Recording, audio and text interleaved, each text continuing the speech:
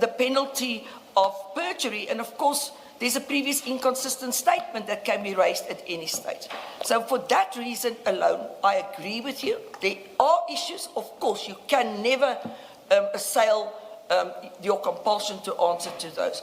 But until such time as we can present to this Honourable Commission an affidavit that we satisfied contains, is based on facts and where we can invoke that right correctly, I cannot even go as far as to say we don't know this person.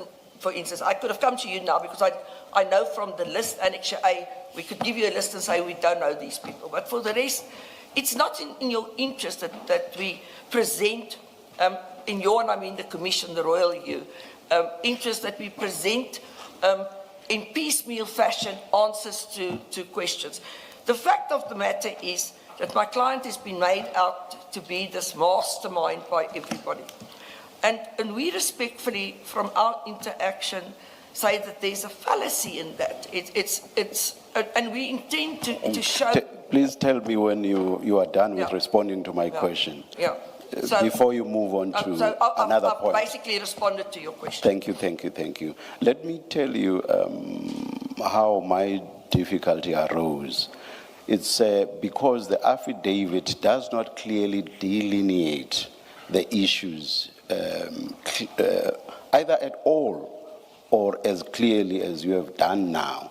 And that is because, for example, the application says the entire commission process must be postponed pending finalization of the criminal process.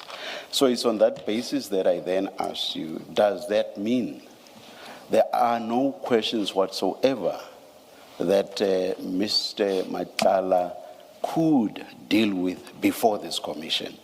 Now you have responded and said, no, there are. So there are issues that he can deal with before this commission. Now my next question is, why can't that happen before the criminal process has been finalized? Because I, as an officer of the court... At this level, I'm honest with you.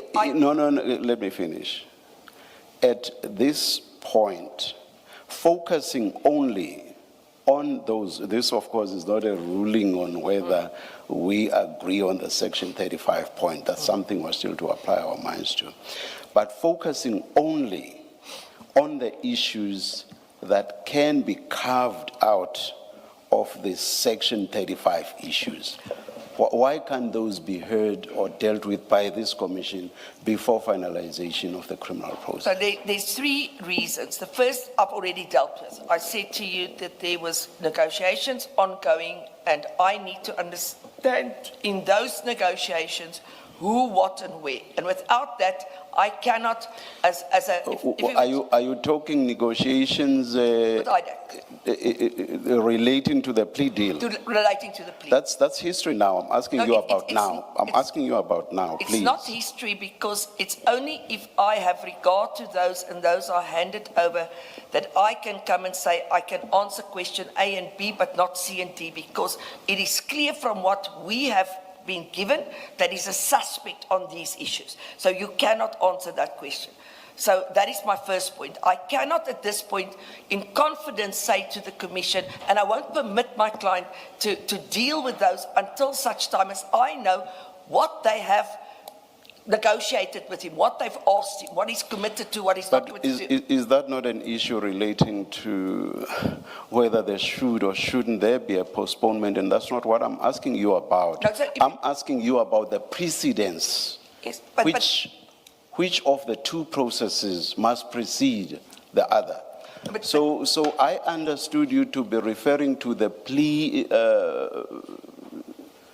deal. In the context of saying, prior to that being finalized, I do not know what to do. I must wait until the end. No. That's something else altogether. No, that's not what... It has nothing to do with whether, once the plea deal is dead and buried, must the commission process wait for the criminal process?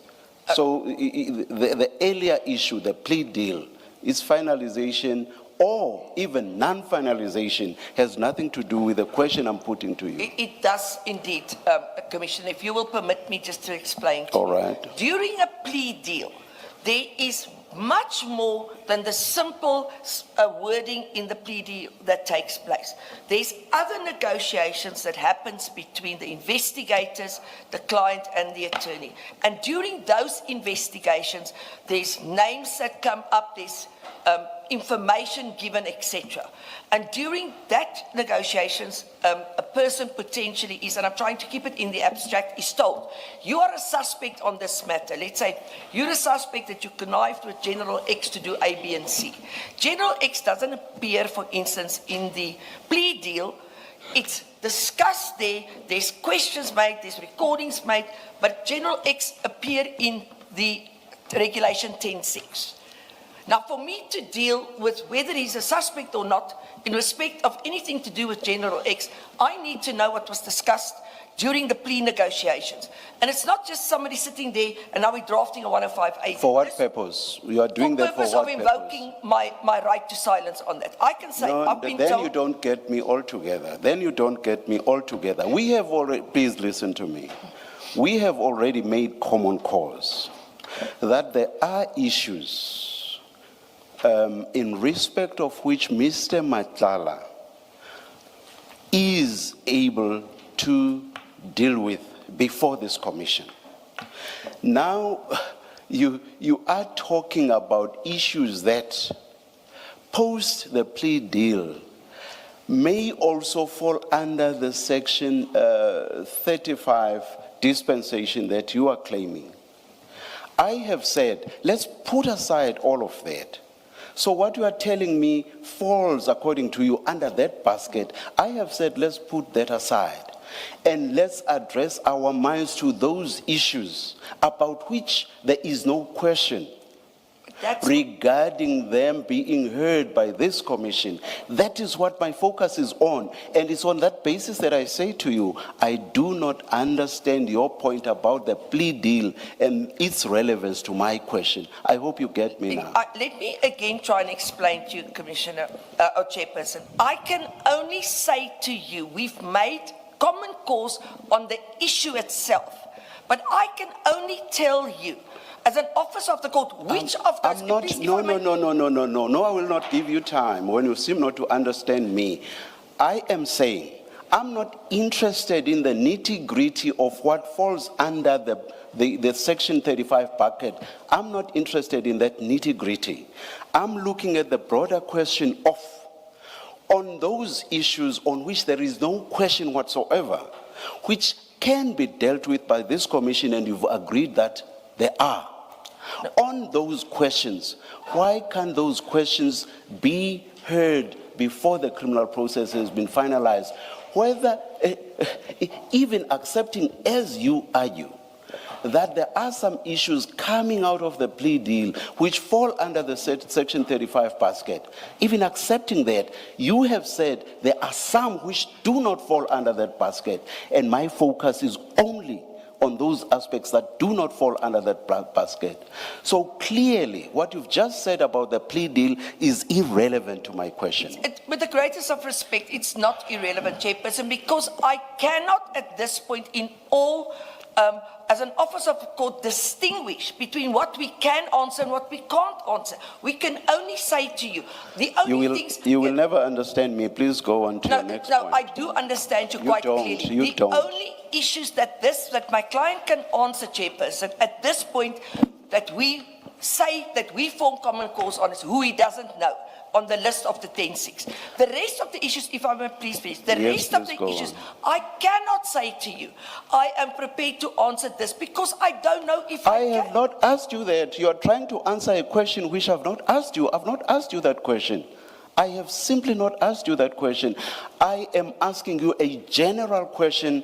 It has nothing to do with specifics, and that general question is, on those issues on which there is no question whatsoever, those issues, I will accept for a moment, for purposes of this debate, that there are plea deal issues that fall under the Section 35 basket, and which therefore will not apply to my general question. So I'm asking you this general question again, and it is this. On those issues which even you, whether today, tomorrow, or by the end of this year, there can never ever be a question about them falling under the Section 35 basket on those issues. And again, I repeat, this is a general question. On those issues, what would the basis of us not continuing with those prior to the finalization of the criminal process, what would the basis of not doing so be?